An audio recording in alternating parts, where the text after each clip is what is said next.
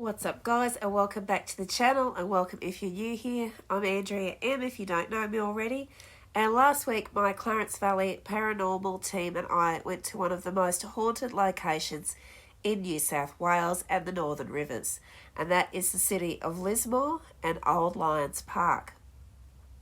And we also went to the abandoned Lismore railway station.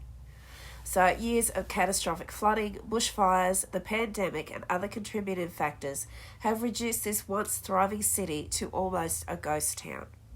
So it's no surprise it's made the top 5 list of Australia's most haunted. And let me tell you, the locations we visited last Saturday were eerie to say the least. We were followed as we walked the trails in Old Lions Park, and I faced off with an evil entity intimidating child spirits at the old railway station. But before we get into the main video of the investigation, I want to give you guys a brief history of Lismore and the ghost story attached to Old Lions Park. Okay, so Lismore is a city located in the Northern Rivers region of New South Wales, and it is the main population centre for the entire city of Lismore. Lismore is around about 734 kilometres or 456 miles north of Sydney, and 200 kilometres or 120 miles south of Brisbane. It is situated on a low floodplain on the banks of the Wilsons River near the latter's junction with Leicester Creek, both tributaries of the Richmond River, which enters the Pacific Ocean at Ballina 30 kilometres to the east. The original settlement was initially developed as grazing property in the 1840s, then became a timber and agricultural town and inland port based around substantial river traffic, which prior to the development of the road and rail networks was the principal means of transportation for the region. Use of the river for transport declined and then ceased around the mid-20th century. However, by that time, Lismore had become well established as the largest urban centre in the region, providing its surrounding area with a range of services. The city is also located on the Bruxner Highway, which crosses the Wilsons River at Lismore and was formerly a stop on the Casino-Mooloolaba railway line. It is the home of one of the 3 campuses of Australia's Southern Cross University. With its low-lying position adjacent to the Wilsons River, which can rise rapidly following periods of high rainfall in the catchment, the city of Lismore is susceptible to flooding, although it is partly protected by a system of levees and floodgates. Noteworthy recent floods occurred in 1974, 2017, and the aftermath of Cyclone Debbie, and the worst ever in 2022. The budget was announced for additional flood mitigation works in November of 2018. We'll get a little bit more into the flooding which occurred in Lismore last year as the video progresses. And just on that, let me tell you, the flooding was absolutely insane. There are buildings over there which are extremely high, and they had like a little piece of the roof sticking out of the floodwater. That was on the news bulletins. So if I can find any of that footage from the news, I will pop it in here. But if I can't, that's the level that the water was at. It was pretty high. So Lismore's early colonial history as it was. The British history of the city begins in 1843, a pastoral run covering an entire 93 square kilometres or 36 square miles, and was taken up by Captain... Okay, I hope I'm pronouncing this correctly. Captain Dumaresque at this time, covering the Lismore area, which was stocked with sheep from the New England area. Ward Stevens took up the run in the same year, but the subtropical climate was unsuited for sheep grazing, so it was eventually abandoned. In January of 1845, William and Jane Wilson took it over. The Wilsons were Scottish immigrants who arrived in New South Wales in May 1833. Mrs. Wilson named the property after the small island of Lismore, one of the Inner Hebrides in Lachlan, Argyllshire, which is really interesting, and that would be where the name the Wilsons River also came from, after the Wilson family. In 1855, the surveyor Frederick Peppercorn was instructed by Sir Thomas Mitchell to determine a site for a township in the area. Peppercorn submitted his map of the proposed village reserve on the 16th of February 1856. The chosen site was William Wilson's homestead paddock, and the area was proclaimed the town of Lismore in the New South Wales Government Gazette on the 1st of May 1856. The township was soon settled and its post office was opened on the 1st of October 1859. From the 1840s onwards, timber cutters moved up the Richmond River from its Ballina entrance, felling timber from the extensive, previously untouched subtropical rainforest. And this rainforest used to cover the region, and it was known as the Big Scrub. Their primary interest was the Australian red cedar, Tuna cillaria, known locally as red gold, which was highly prized for its appearance, ease of working, and pest resistance. At that time, there was no substantial network of roads, so rivers were the primary means of access and bulk transportation. Despite its low-lying position and propensity for flooding, which, as we know, was going to cause problems later down the track, Lismore developed an inland port owing to its location at the highest navigable point for large cargo-carrying vessels on the north arm of the Richmond, later renamed the Wilsons River. For the second half of the 19th century, the primary industries of the Lismore region continued to be cattle grazing and timber, supporting a growing economy and population and the development of secondary industries, and this would include shipbuilding, transportation, sawmilling, tallow manufacturing, and more. As the Big Scrub was cleared, it was steadily replaced with new pasture, which formed the basis of the flourishing dairy industry, and many processing plants or butter factories and dairy cooperatives were established throughout the region. Infrastructure development in Lismore continued, including the presence of 3 schools by 1879, a new government wharf in 1880, 2 new bridges over the river in 1884 and 1885, and a new post office building. By the end of that century, Lismore had a population of over 4,500, although it had suffered from some ravages including numerous floods, plus a period of drought in the last half of the 1890s. Lismore was officially gazetted as a city on the 9th of September 1946, with a grant of an official coat of arms on the 29th of January 1947. In the early 1950s, civic pride was boosted by a visit from... And this just warms my heart so much that she was actually over at Lismore, just an hour away from me, although I wasn't born yet. I love this so much because I dearly loved our late Queen Elizabeth so much. She was just someone who'd been there right from childhood, and I remember watching her again with my grandmother, and my grandmother loved the royal family so much. So this little part of the history, as I was researching, really warmed my heart. Just loved it so much. So civic pride was boosted by a visit from the newly crowned Queen Elizabeth II with her consort, who visited the city in February of 1954 and stayed at Lismore's famous Golan Hotel. So, yeah, Queen Elizabeth was just over at Lismore when she was newly crowned with her lovely husband, Prince Philip, and it nearly brings tears to my eyes. I just think that's just so, so lovely. And my mum actually got to see Queen Elizabeth and her entourage drive past her when she was in Sydney in the 1970s when they came out for a visit to Australia. She was just coming home from work with a group of friends, and the road was all blocked off, and she actually saw them drive by. Like she said, she would have been close enough that she could reach out and touch the car. So that's very, very cool that there's been like a couple of times that Queen Elizabeth was quite close to where I lived and one of my family members. So I think that's just lovely. As we explored before, Lismore is renowned for frequent flooding. And one of these one of the most catastrophic floods occurred in 1974 when the waters rose to a height of 12.1 metres or 40 feet, which was preceded by a major flood of the same height in 1954 and others of somewhat less severity in 66, 62 and 1989.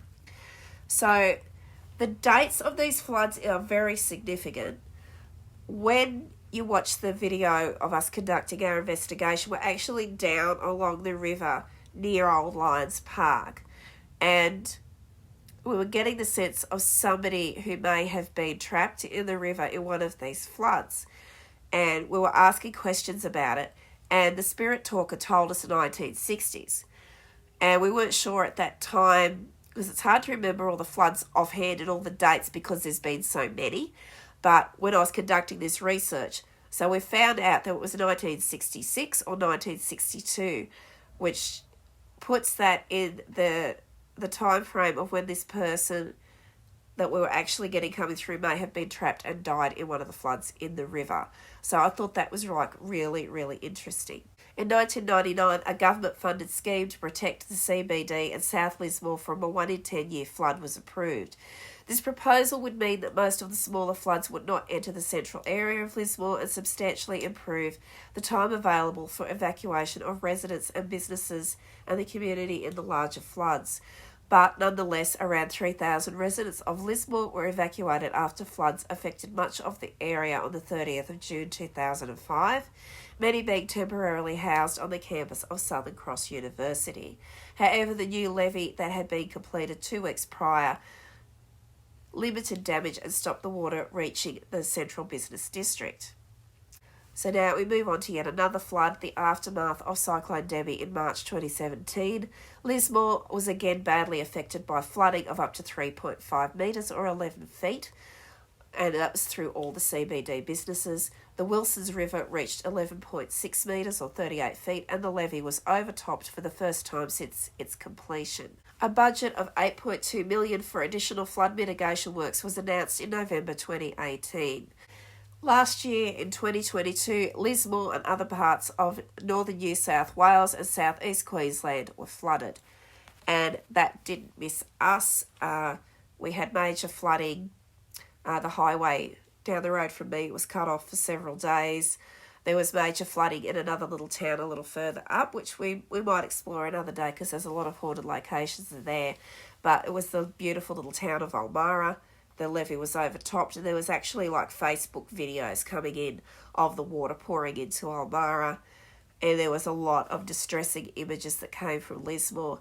And Jess was actually telling me while we conducted the investigation on Saturday that she knew somebody who lived in Lismore when the flooding happened, and she actually had to get up on her roof with her newborn baby and her husband. I'm not sure if they had a couple of pets as well, but they had to get up on the roof and wait to be rescued.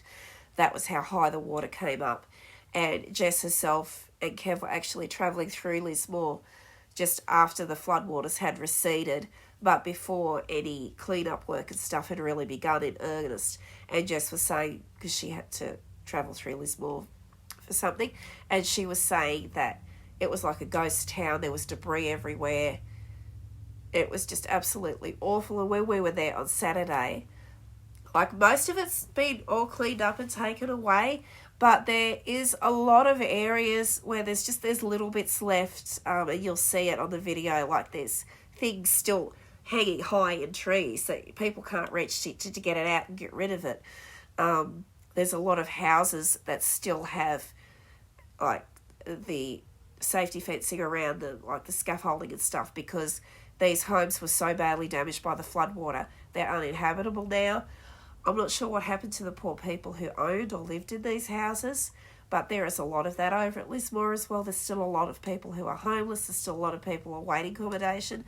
So as you watch this video and we go through it, please just keep the community of Lismore in your prayers, because, you know, we didn't do it too bad where I lived. We're up in a fairly high location, and we were able to get supplies and things in before disaster struck. But for a lot of people in Lismore and surrounding areas like Ulmarra and Grafton and other places as well, they weren't that lucky. So just please keep these people in mind. And now we're going into what's going to be a bushfire summer. So now they've got that worry as well. So just please keep these communities in your hearts and in your prayers that things get better for them. It was actually really sad to see Lismore looking the way it did the other day, when I remember going over there as a child and a younger adult, and the place was always thriving and it was like so full of life, but it has got that undertone of sadness and disaster. So please keep these communities in your heart while you're watching the video as well, because it's not just about us going over there to shoot a video, it's about remembering Lismore and how it was and the people that all of this affected. So during the flooding of last year, the Wilson River in Lismore reached 14.37 metres at its peak, the largest flood since modern records began. So that means that was a bigger flood than the catastrophic flood of 1974. And as I said, there's still a lot of the evidence of the flooding in Lismore last year, and many businesses and homes have still not recovered. So that's the brief history of Lismore. And now what you've all been waiting for, I'm sure, is the dark history of Lismore's most haunted location, Old Lions Park. And this retelling of this ghost story comes from a personal experience from a man who actually wrote into the Nimbin Good Times newspaper a few years ago, and his name is Kevin A. Harris. And I'm just going to read his version of events and his little bit of history that he found out when he wrote the story for the Nimbin Good Times newspaper, because it's probably the best retelling that I've ever heard of this story, and I'm convinced it's 100% true after being in there on Saturday. When you watch the video, you might think, oh, it's not much, they're just walking through the woods, but let me tell you, that place is freaking scary. Kev went to scout ahead for us before we went in there, and he come back and he was like, I was scared. That is a really creepy place. And there are a lot of things that make sense to me. Kev actually found this article for us. So thank you, Kev, for that. This has helped a lot of things that happened on Saturday make a lot of sense in hindsight. So I'm going to get into Kevin A. Harris's published story from the Nimbin Good Times newspaper. On the Mangle Road, heading out towards Byron Bay, no more than 15 kilometres outside of Lismore, there's an old park that has a dark history attached to it. The Lions Park, it is called, and it's located on the banks of the Wilsons River. Lions Park, or Boat Harbour as it's also known. Locally, the original name of Lions Park is Boat Harbour. That was where they used to bring down the logs from the mountains or pleasure cruise up the Wilsons River. Boat Harbour was first explored in 1828 by Captain Henry Rouse. And that is a familiar name to me. There is actually a road in Lismore named after Captain Henry, and it is Rouse Road. And that might also be another location worth exploring in the future. I definitely want to go back to Lismore, and I really want to go back to Lions Park and spend some more time there, because it has feels. I'm going to say that for a number of reasons, and you'll see that when you watch the video. So throughout the 19th century, red cedar was transported through Boat Harbour and to Lismore. Also, until the early 20th century, goods were regularly shipped up and down the Wilson and into the Richmond River, including foods such as eggs and bacon and veggies, all the good stuff in life. So families started coming here to the park to mix and enjoy a pleasant Sunday afternoon, picnicking during summers with kids splashing in the river, laughing and squealing with delight. And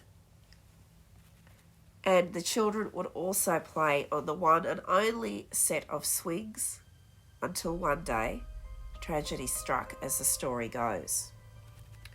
So what Kevin A. Harris observed from his many visits there was that it was a strange place to begin with, and still is.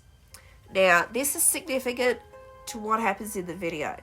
So a triple murder occurred inside a house located nearby, and as we were walking the park, we did get murder come through on the Spirit Talker. So that is probably coming from that. And the vibe in there, I have to say, is very heavy. It's very dark, and you feel like you're being watched the whole time you're in that park. or that forest, whatever you want to call it these days. You're definitely being watched and followed. I'm going to say that. So back in the 1930s, a hermit also used to live inside the bush and would only appear when the mailman left off some tucker for him. And the local Indigenous people would avoid the place like the plague, apparently, according to Kevin A. Harris. So on a stinker of a summer day, the place would always be cold. And this was something we all noticed when we were within the heart of the park. It was quite a pleasant day in Lismore. Like over on the bank where we started off, we had cold spots. But other than that, like I said before, we're coming into spring and it's warm early here. And it was quite a pleasant day in Lismore. It was quite warm. And when we were in the heart of that park, it was absolutely freezing. Like, okay, a rainforest type area is usually cool, but it usually has a little bit of humidity. It also usually always has mosquitoes. We didn't encounter one mosquito, which I was thankful for, but it was also a little bit strange.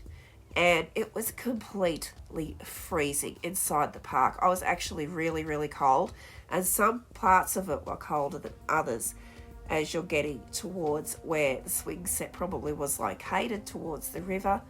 And as Jess told us before we went, she got some good information from her mother, so shout out to Jess's mum for that one, thanks so much, that there is actually an Indigenous burial ground towards the back of the park, and that was a men's place. So we were warned that women should not go there because women are not welcome, because that's the man's place, and that's fair enough.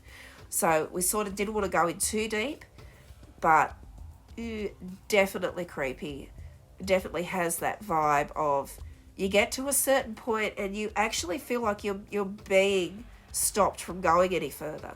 It was one of the eeriest places I've ever been to, but it's kind of, I really want to go back there as well, if that makes sense. Yeah, it's interesting.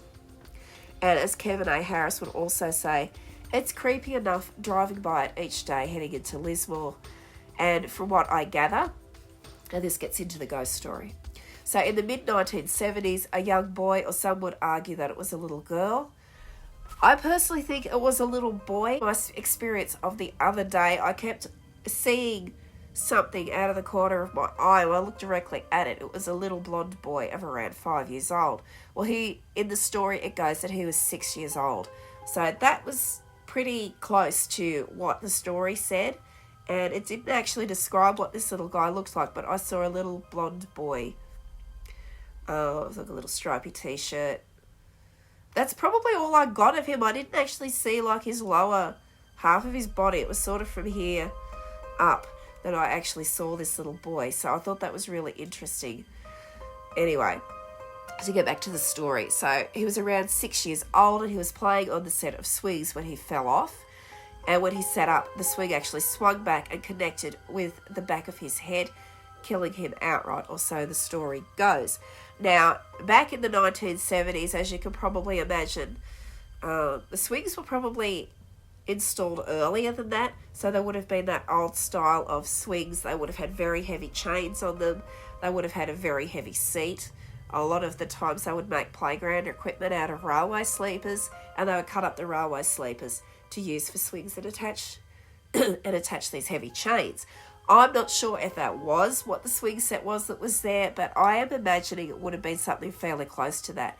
So you can imagine a little 6-year-old kid sitting up and that's swinging back and hitting him in the back of the head. That would have been quite a lot of impact. So it's plausible. And we were getting, while we were in the park, that feeling of like head trauma and headaches and nausea accompanying and shaking accompanying like a major impact to the body. So I found that was really interesting when I found out exactly how the story went. So Kevin goes on to say, now here's the strange part. On a windless night when the swings were still in place in the park, witnesses would say that the swings would suddenly move on their own and then end with the scream of a child. So the story did the rounds during the 1970s and 80s around the campfires, and that was when Kevin heard the tale, and he was sitting around a campfire when he was about 10 years of age. Then, out of the blue, the council suddenly took the swing set away, and now it's rusting away somewhere in a tip. The thing is, does the ghost of the little boy still refuse to leave the swings and still play on them to this day, wherever the swing set has ended up? And I would be really interested to find out where that swing set actually did end up. I don't know if there's any way to find out. I haven't found any advice on what they did with it yet, but if I do, I will update you guys on a later video. So, there were other stories that came up surrounding Old Lions Park, that there were children actually in the park, like teenagers, shortly after the little boy died, and they were the ones who actually saw the swings moving. And you have to think, if that swing is heavy enough when it's impacted with this child's, the back of his head, that they would be very heavy swings. Like I said back then, everything was like heavy chains and wood. And it would have been, like, you'd have to get a fair wind up to make these swings move. Like, you'd have to get a fair bit of momentum behind them. And what the teenagers reported is they saw the swings moving, they heard the scream of the child. And there's been a few people that actually saw that before the swing set was taken away.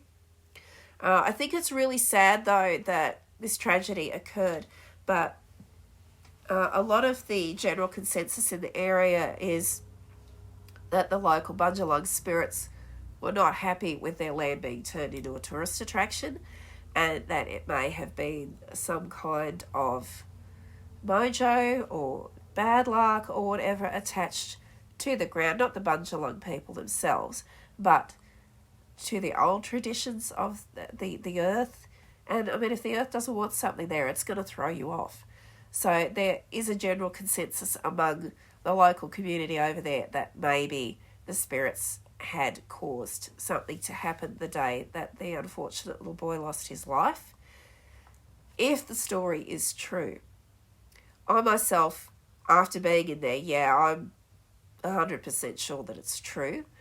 And all urban legends do come from fact, somewhere along that line. But yeah, as I said, Lions Park, wow, what a location. And from there, we took a lunch break. And I have to give a shout out to the staff at Hungry Jack's in Lismore. Now, this is one of these businesses that has managed to bounce back really well. And, we weren't we don't feel like McDonald's. But we're like, let's go and try the Hungry Jack's. My goodness. For a fast food restaurant, these guys are amazing. The food was actually really, really good. It was all fresh. It was nice. It wasn't greasy. And the staff over there were just lovely. There was a little bit of a delay with what I ordered. And, I just said to them, it's fine. I'll just have a coffee. Oh, we'll bring you your fries. And then they brought my burger I ordered to the table. And it was like a proper burger. You don't get that very often. A lot of these fast food places, on many occasions, because we're eating on the road, we've just got to sort of take what's there. The food's not really fresh. It's kind of stale or it's cold. This was actually really good food. So before I end off this little prequel to the big investigation, I have to say thanks to the staff at Hungry Jack's at Lismore. You guys rock. You've run such a tight ship. The restaurant was lovely and clean. Everything was great. The food was beautiful and the staff were really friendly and very well-mannered. So that was really lovely to see. So from there, we went over to the railway, which is also the new location of the new Lions Park. And what I also didn't know before we did this video was that Lions was established in Lismore. So Lismore is the birthplace of the Lions Club in Australia, which I thought was really cool considering all the attachments to Lions Park. And what they've done is they have moved. So what was there originally, as you'll see in these photographs, were two big brick pillars. And the lions would have sat atop each of the pillars. And I'd say there would have probably been a gate maybe in between where everybody would drive in and out of Lions Park back in the day. So they have actually taken the lions that were greeting everybody at Old Lions Park and have popped them in there at New Lions Park in Lismore. And from the looks of some of the older photos that were taken by other explorers that have been over there, it looks like there used to be like a nice little fence and maybe an arbour that the lions used to sit in front of, but that's all gone now, and I think it may be due to the flooding. And it's just so sad to think that these lions were actually sitting up atop these two brick pillars, and now they're actually on the ground where the flood could come over them. And that actually made me feel sad, because there was something about those lions. They felt like they had a personality of their own, I'm not going to lie. Nothing creepy about them, but definitely sad. And the railway is a heritage listed site. It's beautiful old buildings over there, but extremely haunted. And this is where you will see me face off. Actually, Rebecca as well. We all kind of faced off against this evil entity, as we did in Estes Method, that it was coming through to us that he had probably murdered quite a few children in Lismore back in the day. Couldn't really get a year around it, I don't think, but this guy was awful. And the worst part is, there's a bit of a twist, as you'll find out later, that we banished one evil entity from the railway station, but we're pretty sure there's more, so we might have to go back and perform additional rituals if the good spirits that are there want us to do that. We're actually asked by the spirits that were there to do something about this guy, and you'll see it all on the video. So I'm not going to spoil any more of it for you. This is just the pre-video I like to do, because I like to do these towns justice if we're visiting them. It's nice to give a little bit of a history, especially with Lismore, because it is so interesting and so tragic with the recent flooding events over there and what's done to the town. So I just like to give them their props for how they were established, and to just let people know that these places are still needing a little bit of help.